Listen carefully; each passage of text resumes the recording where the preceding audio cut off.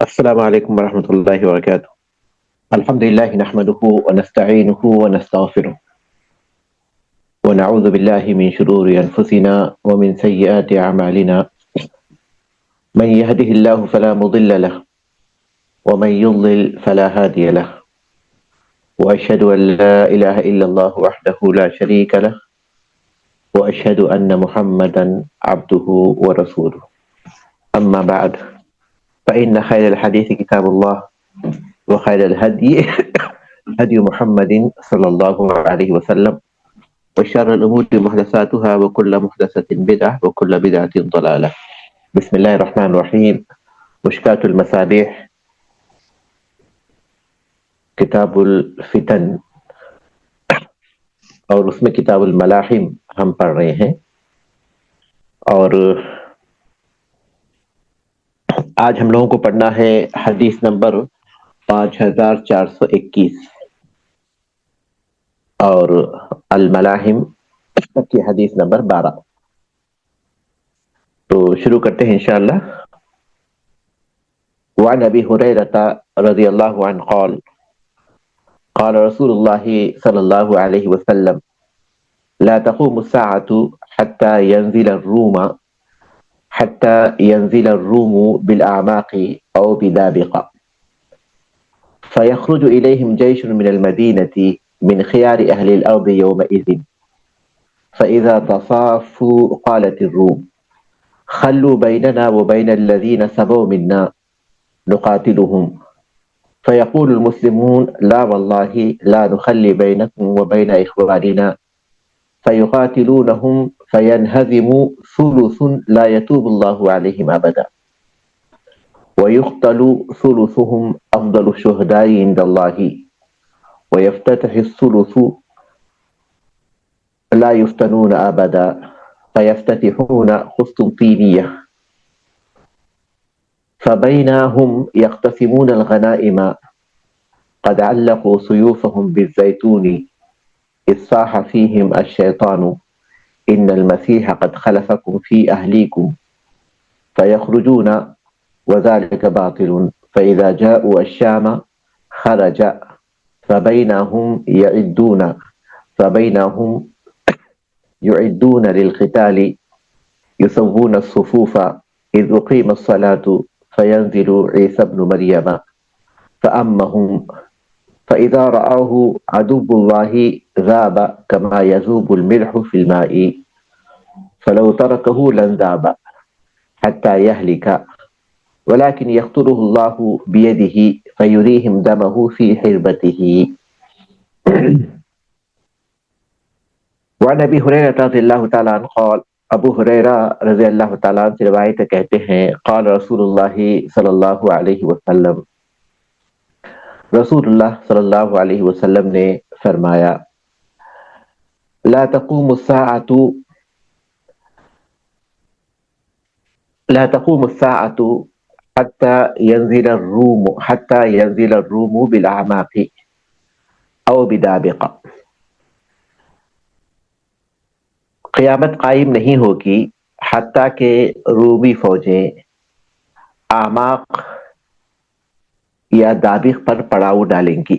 لا تقوم الساعة قیامت قائم نہیں ہوگی حتیٰ ينزل الروم یہاں تک کہ پڑاؤ ڈالیں گی، اتریں گی رومی فوجیں بالاعماق او بدابق، اعماق نامی مقام پر یا دابق نامی مقام پر. فیخرج الیہم جیش من المدینہ تو مدینے سے اس وقت ایک فوج نکلے گی. تو مدینے سے ان کی جانب یعنی رومیوں کی جانب، رومیوں سے مقابلہ کرنے کے لیے مدینے سے ایک لشکر نکلے گا. من خیار اہل الارض یومئذ، اس وقت روئے زمین کے بہتر افراد میں سے ہوگا. من خیار اہل الارض یومئذ، روئے زمین کے سب سے بہتر افراد میں ہوگا اس دن، اس وقت.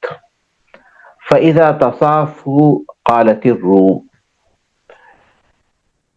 جب وہ صف بندی کر لیں گے تو رومی کہیں گے، فَإِذَا تَصَافُوا، جب وہ صف بندی کر لیں گے لڑائی کے لیے، قالت الروم، رومی کہیں گے، خلوا بیننا وبین الذین صبوا منا نقاتلہم، ہمارے اور ان لوگوں کے درمیان سے ہٹ جاؤ، ہمارے اور ان لوگوں کے درمیان سے ہٹ جاؤ جنہوں نے ہمارے افراد کو قیدی بنایا ہے، نقاتلہم، ہم ان سے جنگ کریں گے، خلوا بیننا وبین الذین صبوا منا،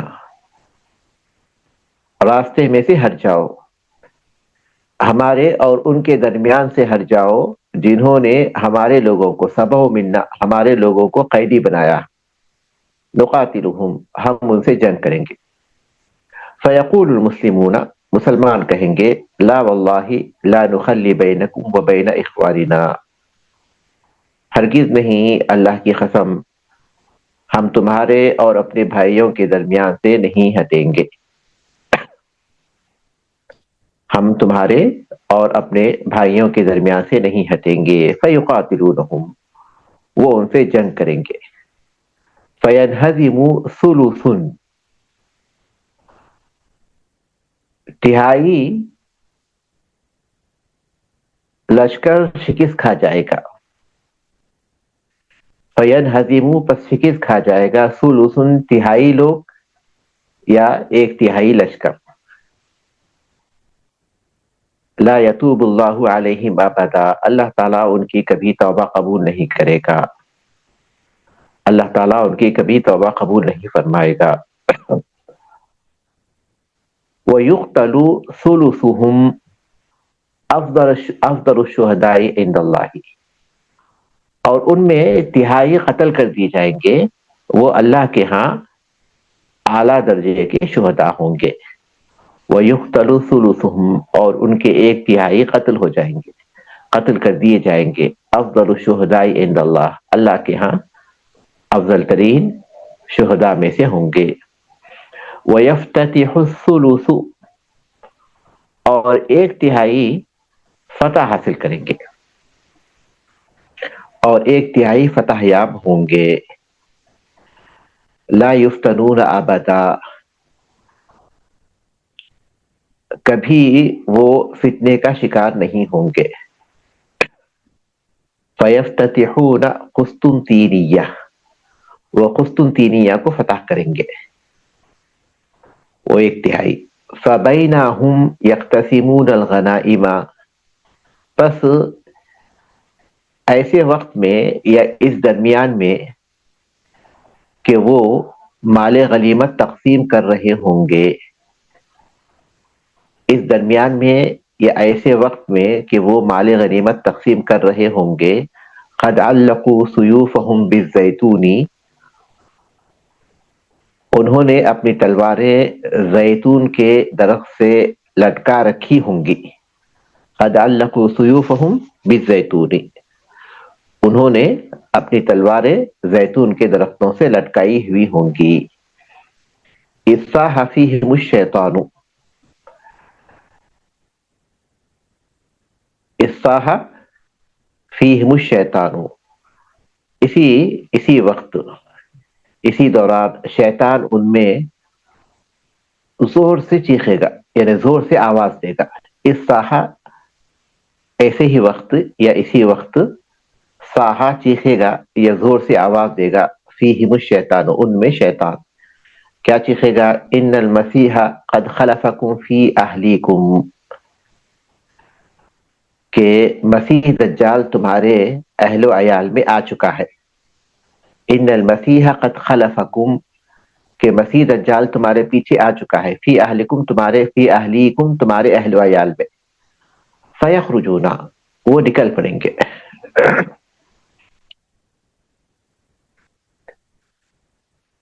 وہ نکلیں گے، وذالک باطل، اور یہ جھوٹی بات ہوگی،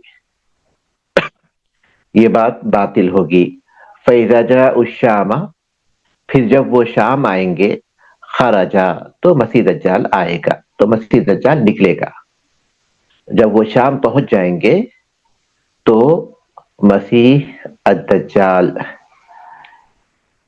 نکلے گا.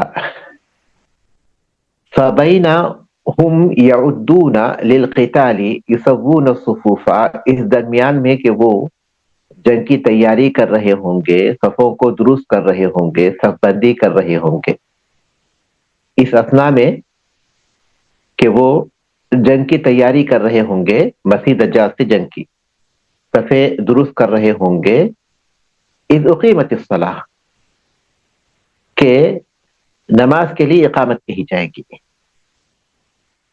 نماز کے لیے اقامت کہی جائے گی. فینزل عیسی ابن مریم، تو عیسیٰ ابن مریم علیہ السلام نازل ہوں گے. فینزل عیسی ابن مریم، تو عیسیٰ ابن مریم علیہ السلام نازل ہوں گے. فامہم، وہ مسلمانوں کی امامت کریں گے. فاذا رآہ عدو اللہ ذاب، جب اللہ کا دشمن دجال انہیں دیکھے گا تو وہ پگھل جائے گا. فاذا رآہ عدو اللہ، جب ان کو دیکھے گا اللہ کا دشمن یعنی دجال، ذابا پگھل جائے گا. کما یذوب الملح فی الماء، جیسے کہ نمک پانی میں پگھل جاتا ہے، جیسے نمک پانی میں پگھل جاتا ہے. فلو ترکہ لنذاب حتی یہلک، اگر وہ اسے چھوڑ بھی دے تو وہ پگھل جائے گا یہاں تک کہ وہ ہلاک ہو جائے گا. پگھل کر یعنی گل سڑ کر، گلتا گلتا اسی حالت میں ہلاک ہو جائے گا. ولیکن یقتلہ اللہ بیدہ، لیکن اللہ تعالیٰ ان کے ہاتھوں اسے قتل کرے گا. اللہ تعالیٰ عیسیٰ ابن مریم کے ہاتھوں اسے ہلاک کرے گا. فیریہم دمہ، وہ اس کا خون مسلمانوں کو دکھائیں گے. فی حربتہ، اپنے نیزے میں، اپنے نیزے میں اس کا جو خون لگا ہوگا وہ مسلمانوں کو دکھائیں گے.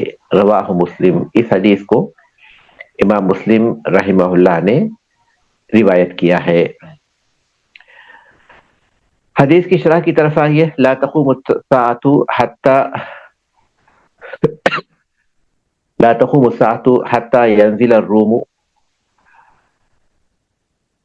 قیامت قائم نہیں ہوگی حتی تنزل الروم بالاعماق، یہاں تک کہ رومی اعماق میں یا دابق میں پڑاؤ ڈالیں گے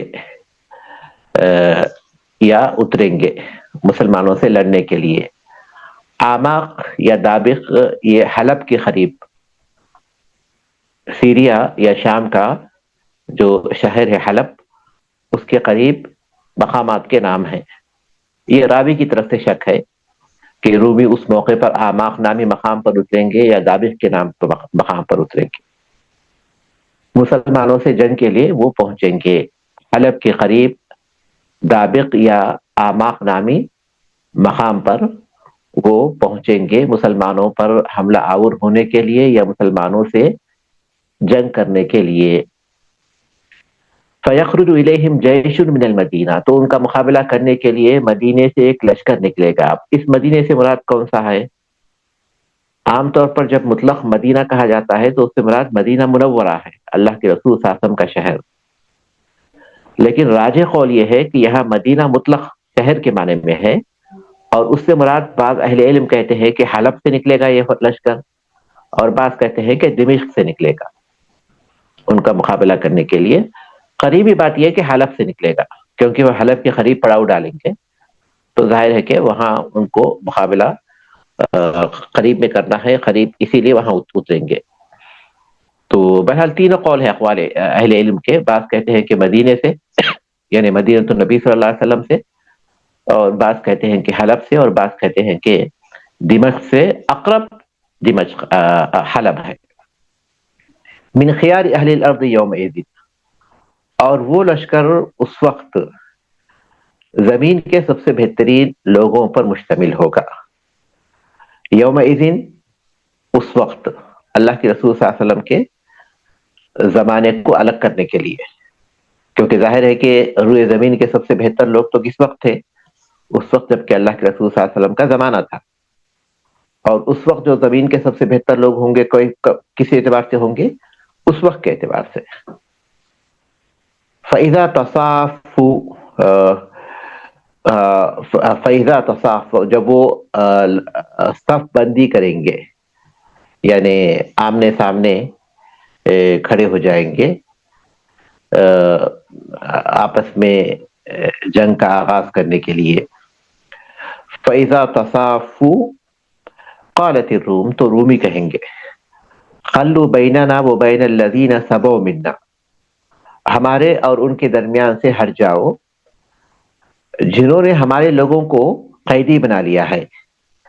اس سے بات معلوم ہوتی ہے کہ اس سے پہلے بھی ان کی ایک جنگ ہو چکی ہوگی جس میں اس لشکر کے کچھ لوگوں نے ان سے جنگ کی تھی اور ان کے لوگوں کو قیدی بنا لیا.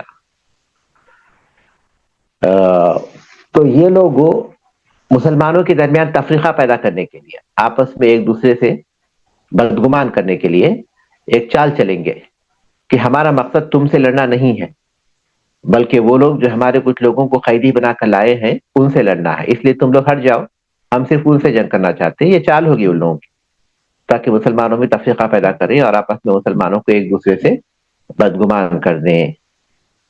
اور ایک روایت کے اعتبار سے وہ بین الذین صبوا منا بھی ہے، جو ہم میں سے قیدی بنا لیے گئے تھے، یعنی مسلمانوں کی ان سے جنگ ہوئی، مسلمانوں نے ان میں سے کچھ لوگوں کو قیدی بنا لیا اور یہ قیدی بننے کے بعد پھر سے مسلمانوں کی صفوں میں شامل ہوئے اور اس کے بعد پھر رومی لشکر کے لوگوں کو قیدی بنایا. اب اکثر جو مصر میں، شام میں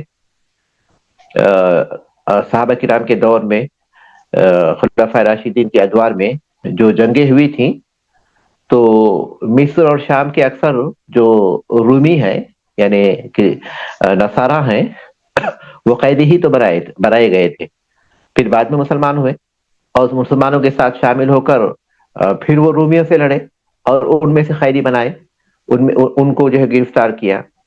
تو وہ بین الذین صبوا منا یہ بھی درست ہے کہ وہ لوگ جنہوں نے ہم سے جنگ کی پھر ہمارے کچھ لوگوں کو قیدی بنا کر لے کر آئے، یا پھر یہ کہ وہ جو ہم میں سے قیدی بنائے گئے تھے جو بعد میں تم میں شامل ہو گئے اور پھر ہم سے وہ جنگ کر رہے ہیں تو ہم ان سے جنگ کرنا چاہ رہے ہیں جو حقیقت میں ہمارے اپنے افراد تھے. نقاتلہم ہم ان سے جنگ کریں گے. تو یہ کیا ہوگا حقیقت میں؟ ان کی ایک چال ہوگی. فیقول المسلمون مسلمان کہیں گے لا واللہ لا نخلی بینکم و بین اخواننا، مسلمان ان کی چال میں نہیں آئیں گے اور مسلمان کہیں گے کہ ہمارے اور ہمارے بھائیوں کے، تمہارے اور ہمارے بھائیوں کے درمیان سے ہم نہیں ہٹیں گے، یعنی ان کو ہم تمہارے حوالے نہیں کریں گے. فیقاتلونہم پھر وہ ان سے جنگ کریں گے. اس کے بعد جو ہے دونوں لشکروں کے درمیان جنگ ہوگی. اس جنگ کے جو نتیجے ہوں گے وہ 3 طرح سے سامنے آئیں گے، 3 صورتوں میں سامنے آئیں گے. پہلی صورت کیا ہوگی کہ فَيَنْهَزِمُ ثُلُثٌ لَا يَتُوبُ اللَّهُ عَلَيْهِمْ أَبَدًا، 1/3 افراد شکست کھا جائیں گے مسلمانوں کے، اللہ تعالیٰ ان کی کبھی توبہ قبول نہیں کرے گا کیونکہ وہ جنگ سے بھاگ کھڑے ہوں گے. ان کی شکست جو ہے، ان کا بھاگ کھڑا ہونا وہ ان کی شکست کا سبب بنے گا. اللہ تعالیٰ ان کی توبہ قبول نہیں کرے گا. اس میں اشارہ ہے اس بات کی طرف کہ کفر پر ان کی وفات ہوگی، کفر پر ان کی وفات ہوگی، ان کے جرم کی ہولناکی کی وجہ سے. تو لشکر کا 1/3 حصے کا یہ انجام ہوگا. وَيُقْتَلُ ثُلُثُهُمْ اور دوسری صورت اس لشکر کی یہ ہوگی کہ ان کے 1/3 قتل کر دیے جائیں گے.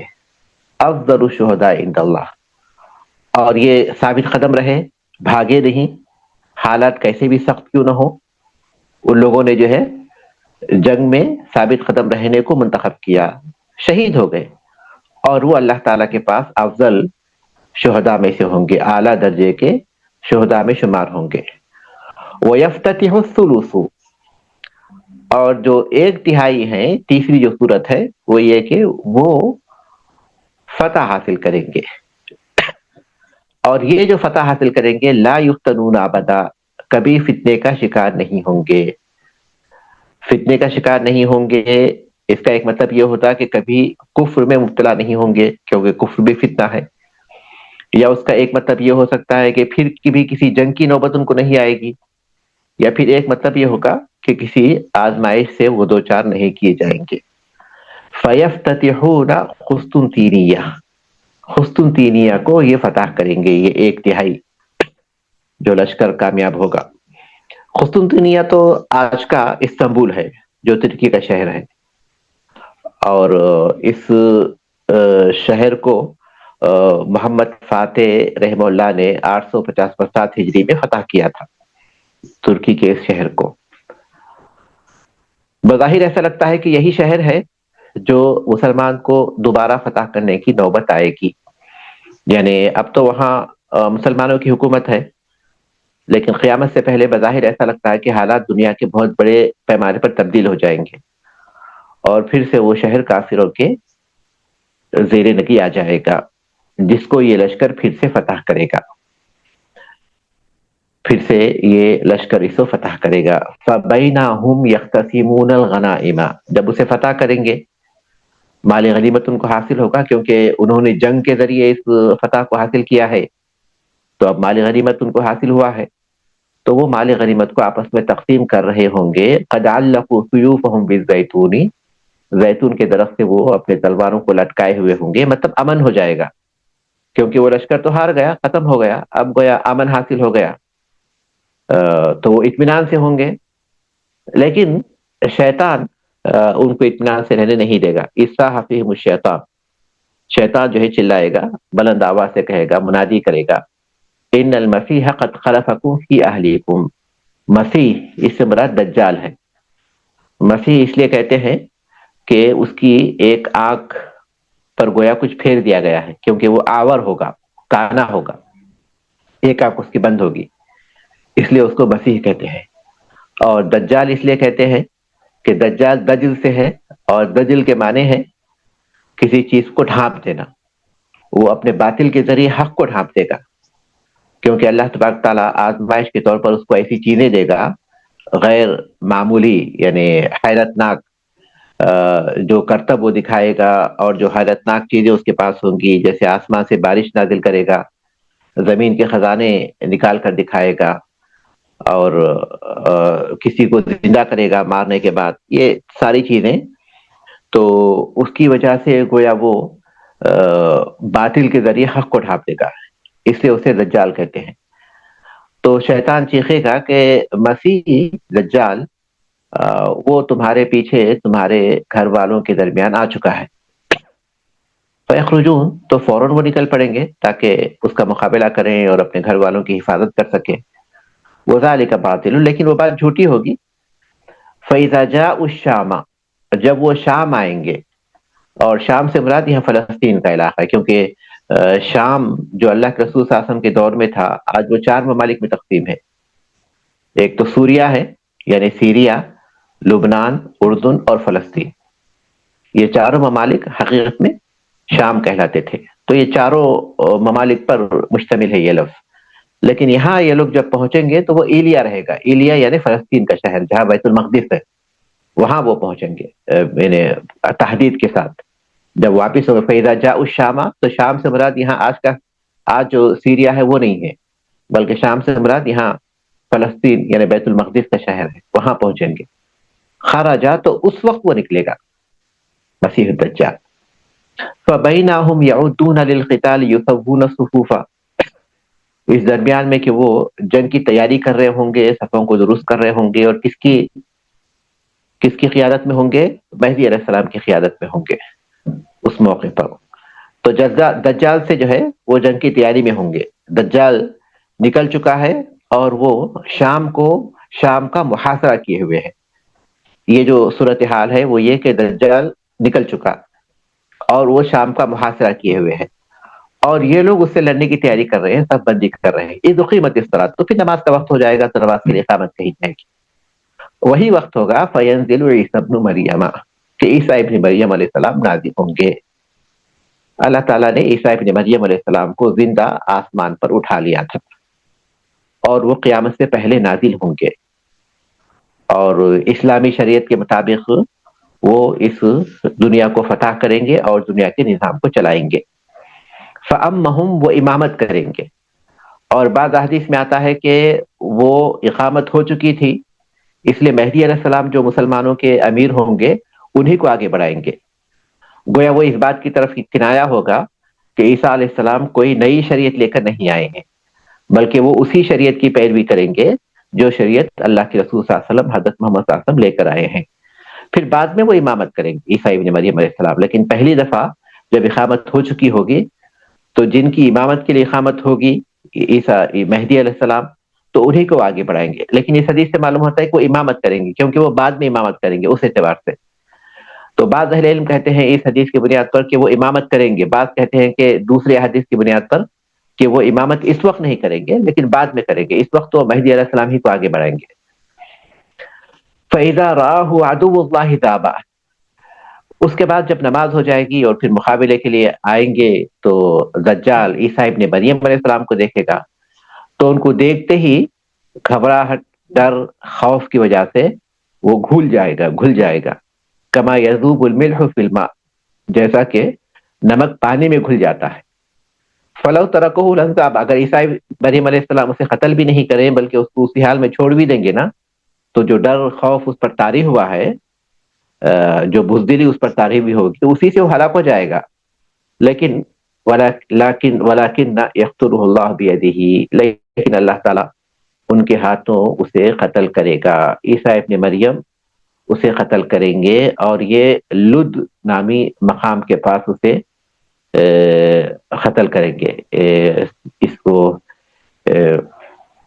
مسیح الدجال کو بھاگے گا اور اس کا پیچھا کریں گے اور وہاں وہ قتل کریں گے۔ یقتل ابن مریم الدجال بباب لد، جیسا کہ ایک حدیث میں آتا ہے کہ ابن مریم علیہ السلام دجال کو باب لد کے پاس قتل کریں گے، اور مشہور یہ ہے کہ یہ مسجد القدس کے دروازوں میں سے ایک دروازہ ہے۔ بعض کہتے ہیں کہ یہ شام کا ایک علاقہ ہے، فلسطین، شام سے مراد فلسطین۔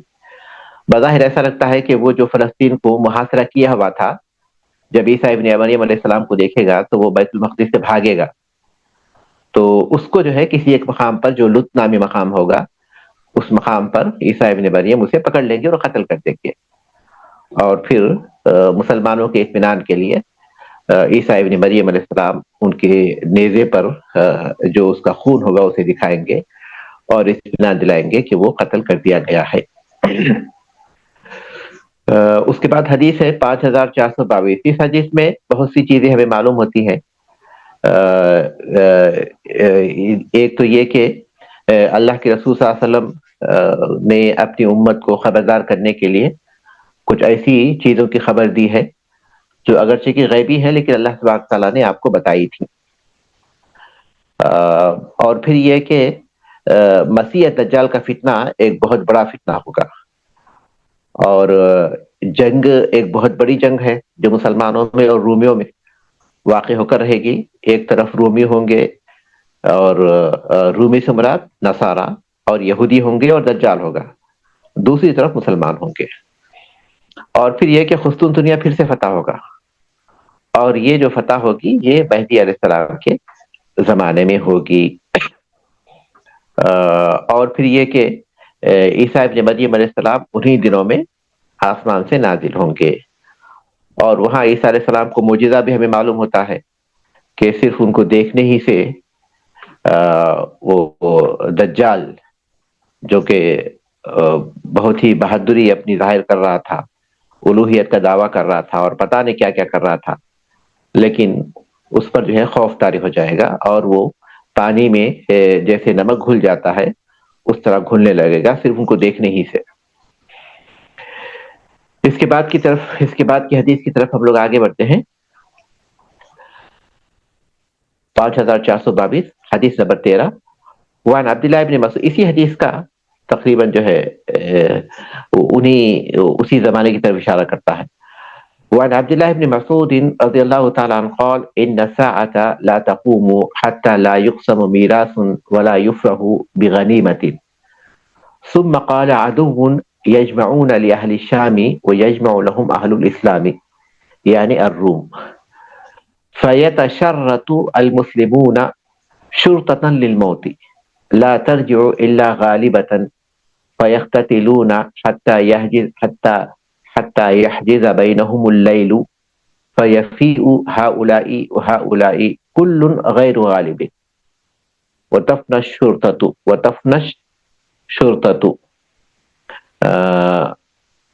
ثم يتشرط المسلمون شرطة للموت لا ترجع إلا غالبة فيقتتلون حتى يحجز بينهم الليل فيفيء هؤلاء وهؤلاء كل غير غالب وتفنى الشرطة ثم يشترط المسلمون شرطة للموت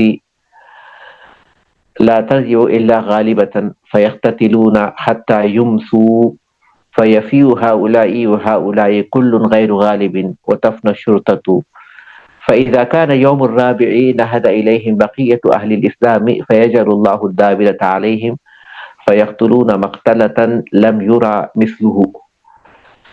يرى مثلها حتى إن الطائر لا يمر بجنابتهم فلا يخلفهم حتى يخر ميتا فيتعاد بنو الأبي كانوا 100 فلا يجدونه بقي منهم إلا الرجل الواحد فبأي غنيمة يفرح أو أي ميراث يقسم فبينهم كذلك إذ سمعوا ببعث هو أكبر من ذلك فجاءهم الصريخ أن الدجال قد خلفهم في ذراريهم فيرفضون ما في أيديهم ويقبلون فيبعثون 10 فوارس طليعة قال رسول الله صلى الله عليه وسلم إني لأعرف أسماءهم وأسماء آبائهم وألوان خيولهم هم خير فوارس أو من خير فوارس أهل الأرض على ظهر الأرض يومئذ. حدیث کے ترجمے کو سمجھ جائیے. عن عبداللہ بن مسعود رضی اللہ تعالیٰ عنہ قال حضرت عبداللہ بن مسعود رضی اللہ تعالیٰ عنہ سے روایت ہے کہتے ہیں ان الساعة لا تقوم حتى لا يقسم میراث قیامت قائم نہیں ہوگی یہاں تک کہ میراث کی تقسیم نہیں ہوگی میراث تقسیم نہیں کی جائے گی ولا یفرح بغنیمت اور مال غنیمت سے خوشی محسوس نہیں ہوگی ولا یفرح اور خوشی محسوس نہیں ہوگی بغنیمت مال غنیمت سے ثم قال پھر عبداللہ بن مسعود رضی اللہ تعالیٰ نے کہا تفصیل بتاتے ہوئے عدو یجمعون لأہل الشام دشمن اہل شام کے لیے جمع ہوں گے عدو یجمعون دشمن جمع ہوں گے لأہل الشام اہل شام کے لیے یعنی اہل شام سے جنگ کے لیے ویجمع لهم اہل الاسلام اور اہل اسلام ان کے خلاف جمع ہوں گے یعنی ان سے جنگ کے لیے جمع ہوں گے یعنی الروم یعنی رومیوں سے جنگ کے لیے رومی مسلمانوں سے اہل شام سے جنگ کے لیے جمع ہوں گے اور اہل اسلام رومیوں سے جنگ کے لیے جمع ہوں گے فیتشرط المسلمون شرطة للموت مسلمان ایک دستے کو موت کے لیے تیار کریں گے فیتشرط المسلمون مسلمان تیار کریں گے شرطة ایک دستے کو مسلمان ایک دستے کو تیار کریں گے للموت کہ وہ موت تک جنگ کرے لا ترجو الا غالبۃ واپس نہ لوٹے مگر غالب ہوگا تو ایک دستہ گویا موت کے لیے بیعت کر کر نکلے گا غالب ہونے کی صورت میں ہی لوٹے گا ورنہ وہ موت کو ترجیح دے گا لڑتے لڑتے فیقتتلون وہ جنگ کریں گے حتی یحجز بینہم اللیل یہاں تک کہ رات ان کے درمیان حائل ہو جائے گی حتی یحجز بینہم اللیل یہاں تک کہ حائل ہو جائے گی ان کے درمیان رات فیفیء ہؤلاء وہؤلاء کل غیر غالب پھر یہ دونوں لوٹ جائیں گے یہ دونوں لوٹ جائیں گے وہ دونوں طرف کی فوجیں واپس ہو جائیں گی ہر ایک بغیر غلبہ حاصل کیے یعنی کسی کو غلبہ نہیں ہوگا فیفیء ہؤلاء وہؤلاء یہ بھی لوٹ جائیں گے وہ بھی لوٹ جائیں گے اپنے اپنے لشکروں کو. کل غیر غالب، ہر لشکر بغیر غالب ہوئے، بغیر غلبہ حاصل کیے، بغیر غلبہ حاصل کیے. وتفنى الشرطة، اور یہ دستے ہلاک ہو جائیں گے، یہ دستہ ہلاک ہو جائے گا. ثم يتشرط المسلمون شرطة للموت، پھر مسلمان ایک دستے کو موت کے لیے تیار کریں گے، یعنی موت تک جنگ کرنے کے لیے. لا ترجو الا غالبۃ، جو واپس نہ لوٹے مگر غلبہ پا کر. فیقتتلون، وہ جنگ کریں گے. حتی یحجز بینہم اللیل، یہاں تک کہ ان کے درمیان رات حائل ہو جائے گی. فیفیء ہؤلاء وہؤلاء کل غیر غالب، ہر ایک ان میں سے بغیر غلبہ حاصل کیے لوٹ جائے گا. وتفنى الشرطة، وتفنى الشرطة، اور یہ دستہ ہلاک ہو جائے گا. ثم يتشرط المسلمون شرطة للموت لا ترجو الا غالبۃ، یہ تیسری دفعہ کی بات ہے. پھر مسلمان ایک دستے کو موت کے لیے تیار کریں گے جو غلبہ حاصل کیے بغیر واپس نہ لوٹے. فیقتتلون حتی یمسو، وہ جنگ کریں گے یہاں تک کہ شام ہو جائے گی.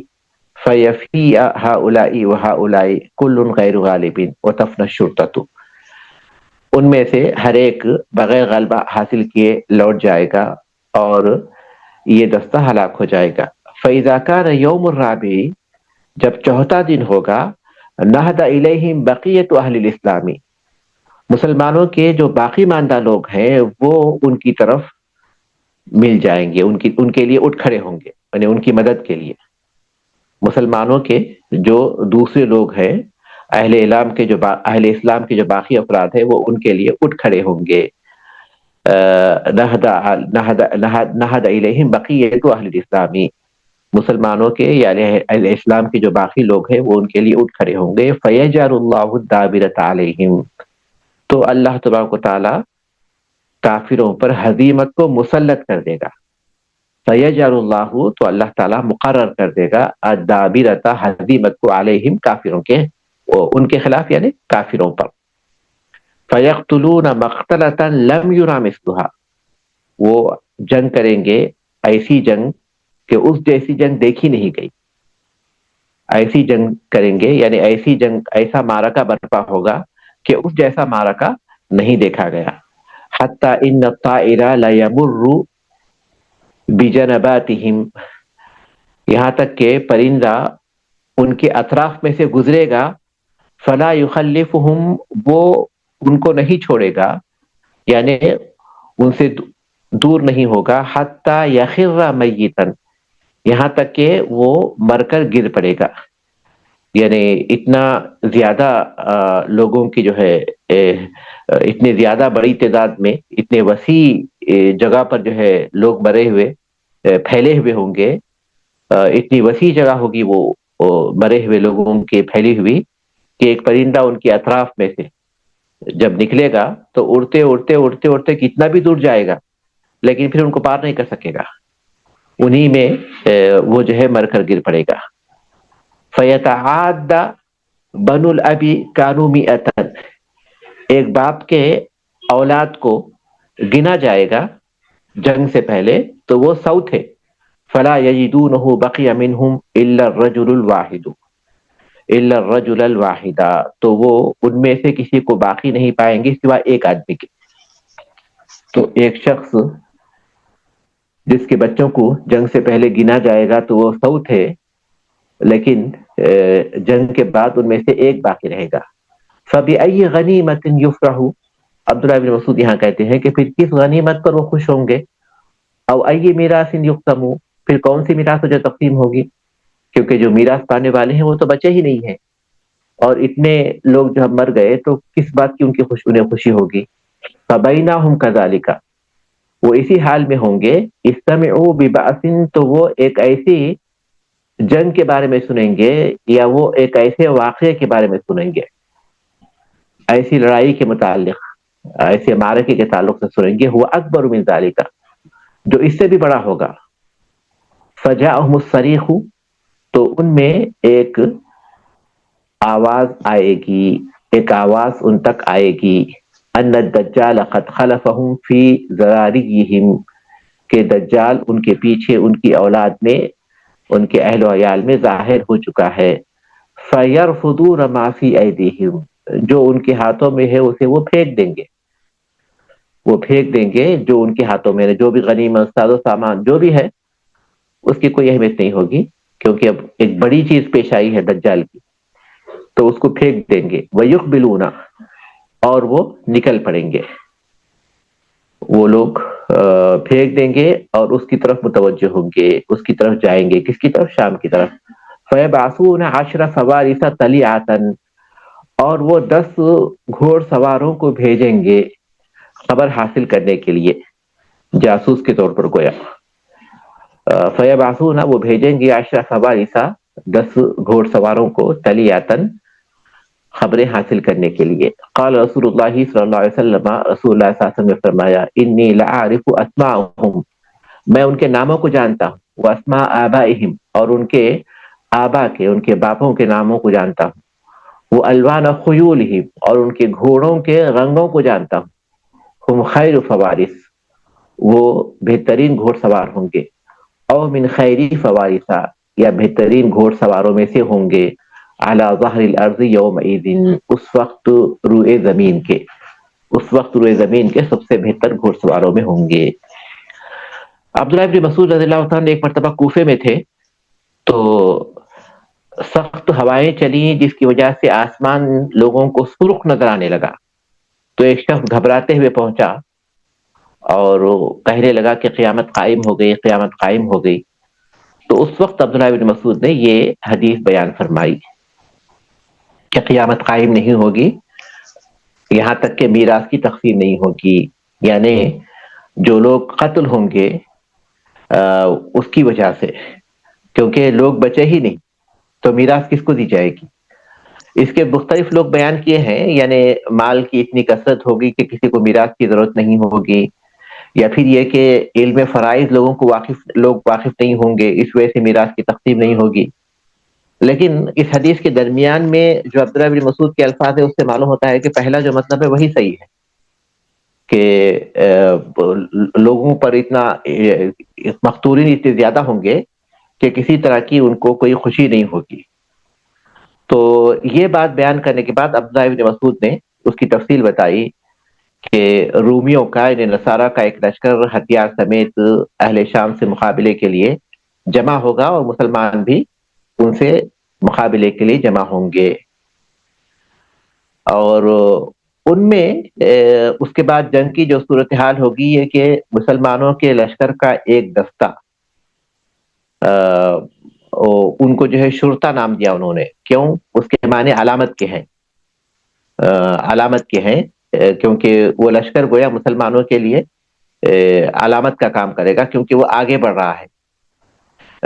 للموت کا مطلب یہ کہ موت تک جنگ کرنے کے لیے، اس طرح.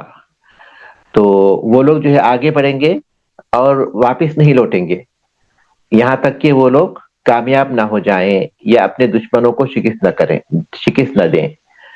تو مسلمانوں اور کافروں میں اس کے بعد جنگ ہوگی یہاں تک کہ رات ہو جائے گی، رات کی تاریکی میں جنگ کرنا مشکل ہو جائے گا. تو اس کے بعد جو ہے یہ لوگ لوٹ پڑیں گے، مسلمان بھی اور کافر بھی، ہر ایک بغیر غلبہ حاصل کرنے کے لیے. اور پھر یہ جو دستہ ہوگا یہ ہلاک ہو جائے گا، دونوں دستے. یا ہو سکتا ہے کہ ان میں جو جھنڈے کو تھامے ہوئے تھے وہ ہلاک ہوں گے، یا مسلمانوں کا لشکر ہلاک ہوگا. لیکن بظاہر اس میں جو معلوم ہوتی ہے وہ یہ کہ تو یہ جو دستہ واپس ہوگا ان میں سے یہ جو ہے غلبہ بھی حاصل نہیں کرے گا اور پھر محفوظ بھی نہیں رہے گا، جس کی وجہ سے ہو سکتا ہے کہ یہ کسی اور لشکر سے ٹکرائے تھے واپسی میں.